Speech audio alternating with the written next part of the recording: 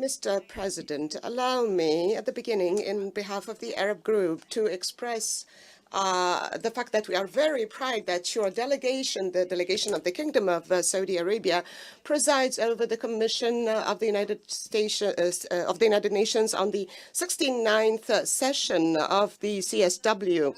Wishing you every success under the umbrella of the League of Arab States, presided by the State of Palestine, the President of the 44th session of the Commission of the Arab Women.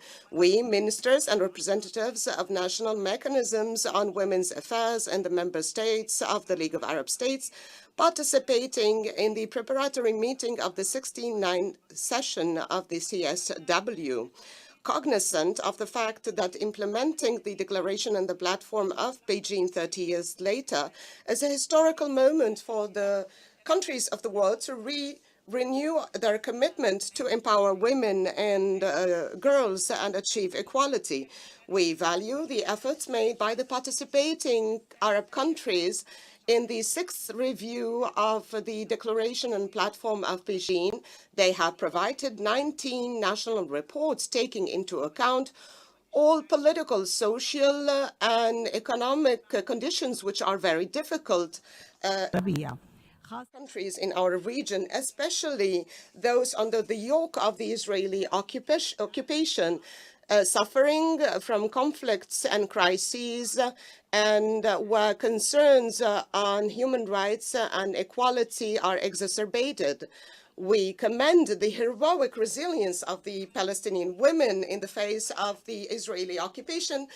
Women have been facing this for over 76 years. We reiterate the Palestinian women inalienable right to self-determination and to an independent sovereign state with Jerusalem East as a capital.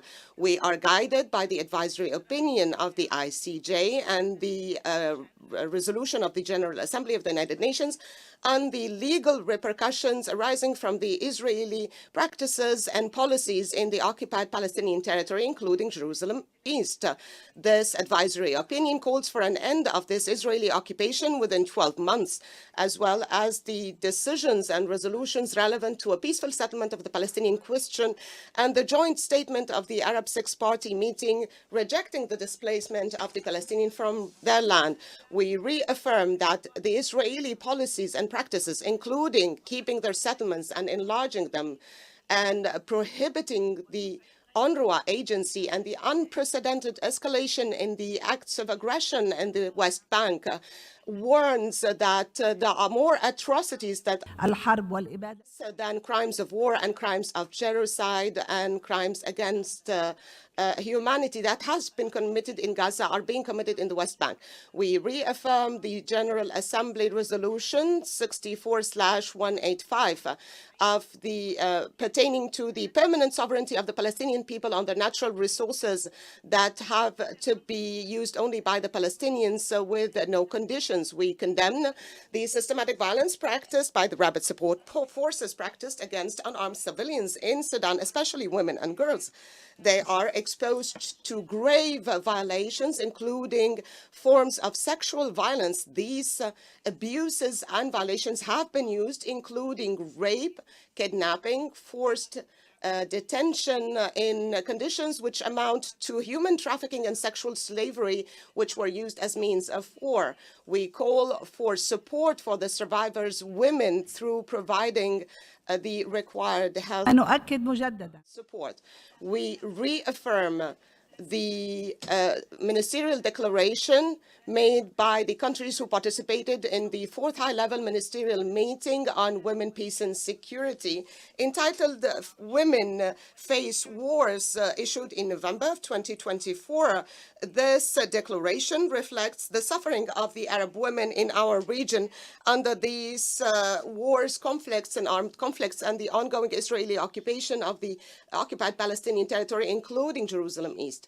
In light of these challenges, we commend the tangible advancement made by Arab groups in order to improve situation of women and girls and enable them to achieve a prosperous life, and for all efforts made to promote development and advancement of women and girls in all fields, including education, work, health, and decision-making.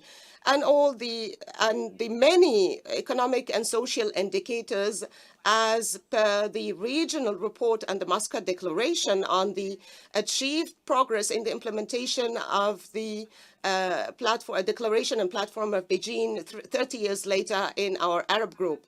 And within our consultation to have a common Arab group in international fora, we agreed to work together to accelerate the implementation of the Beijing Declaration through the following. First of all, have women participate in establishing peace and security and peace-building efforts and relief efforts, as well as reconstruction and political transition and building the state, especially post-ceasefire in Gaza Strip and in Lebanon and this transitional period in Syria.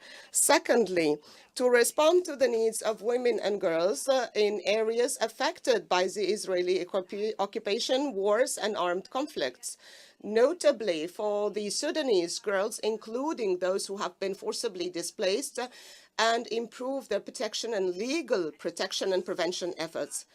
Thirdly, continue working to bridge the gaps in data and statistics ventilated by sex, age, social situation, disability, geographical location, and status of refugees. Fourthly, to continue the empowerment for the Arab women on all levels. Fifthly, protect women and girls from all forms of violence. Sixth, to adapt with climate change and to face the crises and the environment and alleviate those crises. Thank you. This year's taking place once again amidst one of the most painful conflicts in modern history. The catastrophic situation in Palestine and the ongoing grave injustice committed on the question of Palestine, which has been protracted for over 17 months. Over the past 17 months, this conflict has inflicted unprecedented levels of violence, death and destruction, particularly in the Gaza Strip, claiming the lives of over 48,000 innocent civilians, while leaving also over 110,000 people wounded.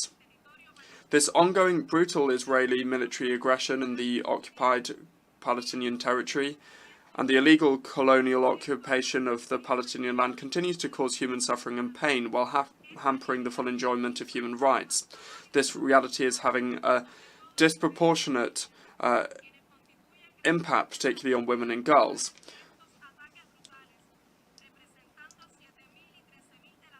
Palestinian women and children tragically comprise a large proportion of the fatalities of such brutal attacks, respectively accounting for 7,000 and 13,000 of the civilian casualties.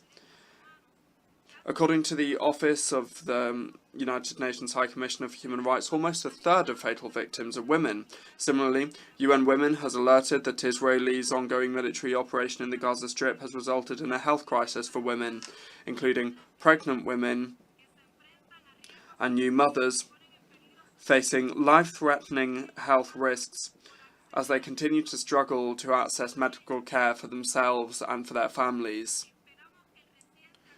We hope that the recent ceasefire agreement in the Gaza Strip, which must become permanent and include the rest of the occupied Palestinian territory, including East Jerusalem, will be an important practical step towards the long-term stabilization of the situation on the ground, and that this will also create the necessary conditions for enabling and accelerating unimpeded humanitarian access, consistently, safely, and to scale, to those that are in desperate need, including women and girls.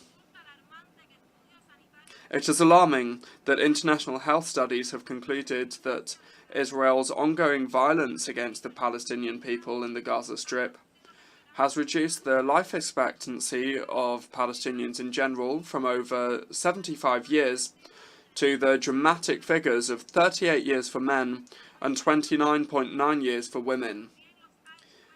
It has also exposed them to repeated and violent forced displacement, severe humanitarian consequences, the disintegration and dissolution of families, and the denial of their rights.